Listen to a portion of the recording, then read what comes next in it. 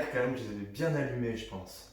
Une petite piqûre comme ça, juste histoire que ça fasse du bien, quoi. Parce que sinon, un mardi qui pique pas, c'est pas un mardi, quoi. Bah ouais. Et salut les amis et bienvenue pour votre entraînement du jour. Oh oui, un petit mardi comme je les aime, qui pique mais pas trop, vous inquiétez pas. On va commencer avec du Tabata. Il y a 2 Tabata pour l'échauffement. Le premier, il est simple et efficace, ça fait un moment qu'on l'a pas fait. Tabata, gainage. 20 secondes de travail, 10 secondes de récup, tout le temps en gainage sur les coudes. Juste ça. Vous faites bien attention de verrouiller la rétroversion du bassin. Donc on n'est pas comme ça, mais ici je contracte les fessiers, j'aspire le ventre. De la même manière que si j'étais en holo sur le dos. C'est le même principe. Ok ? 20 secondes, 10 secondes, une fois, gainage sur les coudes. Prenez un petit peu de récup et vous enchaînez avec le Tabata posture. Vous connaissez bien. Ici, 20 secondes, les mains sur le côté, 10 secondes, les mains en avant. On ne repose plus du tout. Et au fur et à mesure des 20 secondes, vous commencez d'abord avec les paumes de main tournées vers le plafond. Vous tournez ensuite d'un quart aux 20 secondes suivantes, encore d'un quart, encore d'un quart. Et il y a 2 tours à faire comme ça. Moi, je pense que vous commencez à bien connaître celui-ci. Et ensuite, pour terminer l'échauffement, vous avez 2 tours à faire. Sur chaque jambe, sur chaque côté, vous allez faire 10 fentes croisées. Donc, pas plus vite que ce que je fais là. Ok, vous contrôlez un peu la descente. On se concentre bien sur la position, sur le mouvement. C'est de l'échauffement. 10 fentes croisées. Donc, admettons là, j'ai commencé, j'avais ma jambe gauche devant. J'enchaîne 10 one leg bridge en poussant sur la jambe gauche. Donc là-haut et là et. N'oubliez pas de concentrer votre attention, c'est dur à dire, hein. N'oubliez pas de concentrer votre attention sur le travail du fessier et de l'ischio côté gauche. Ça veut dire que je m'applique à simplement lever la hanche, les hanches, en poussant sur ma jambe gauche.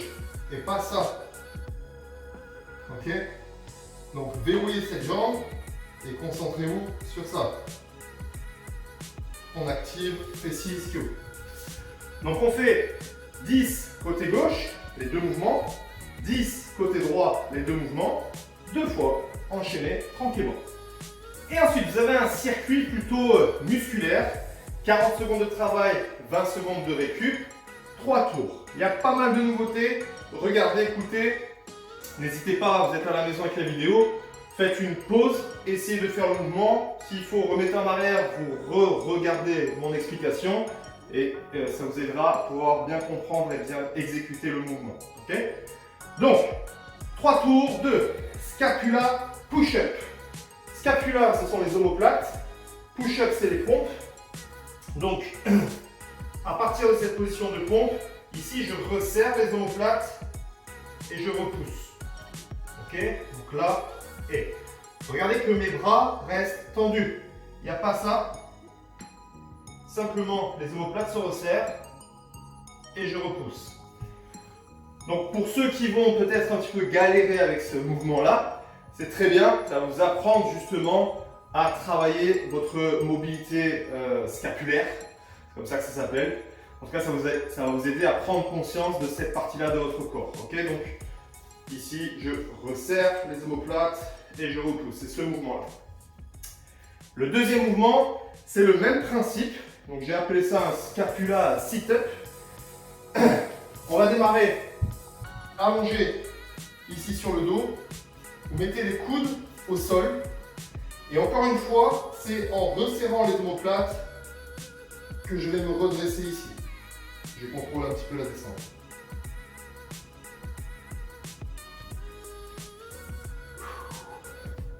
Donc sur celui-ci, l'erreur à ne pas faire, c'est que ça se transforme en un sit-up.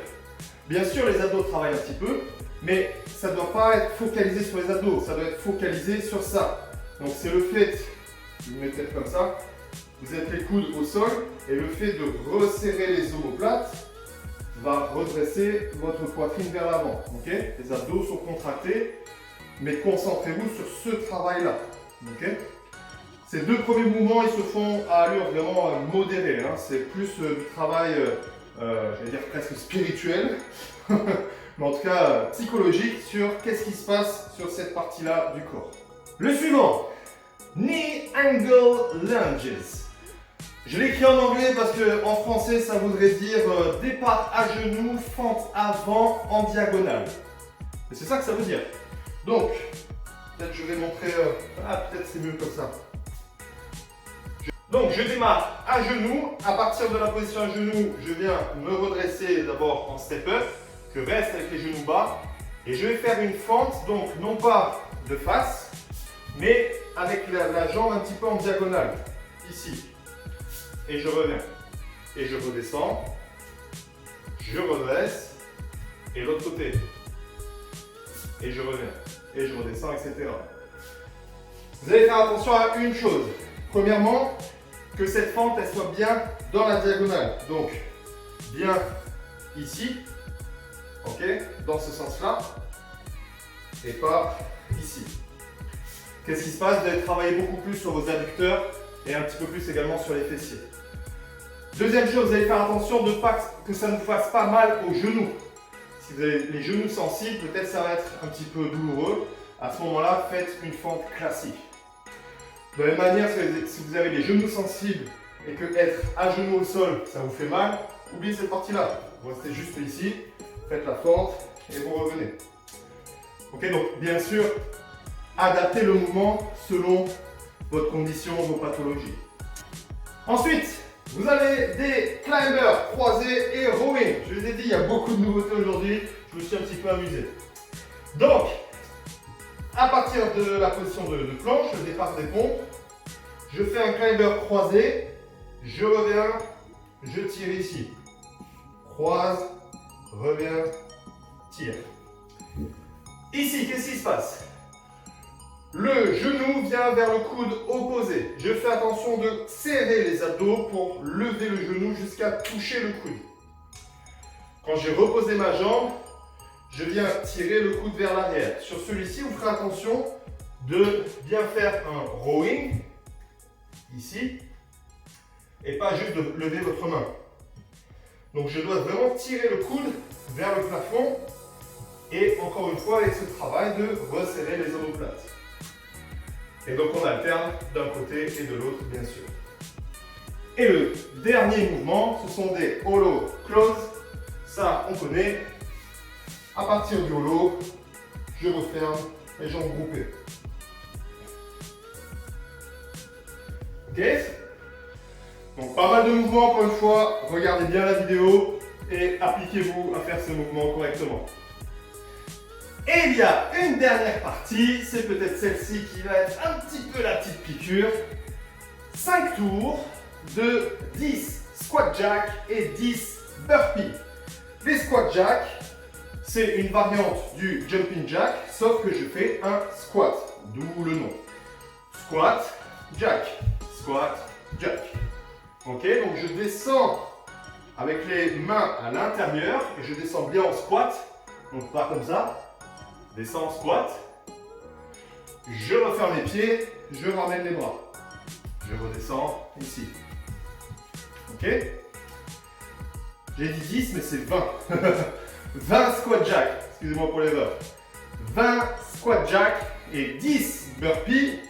Burpees, ça vous connaissez, il n'y a pas de problème. 20 squat jack, 10 burpees, 5 tours, c'est la dernière partie. Faites-vous plaisir, on envoie et bon courage!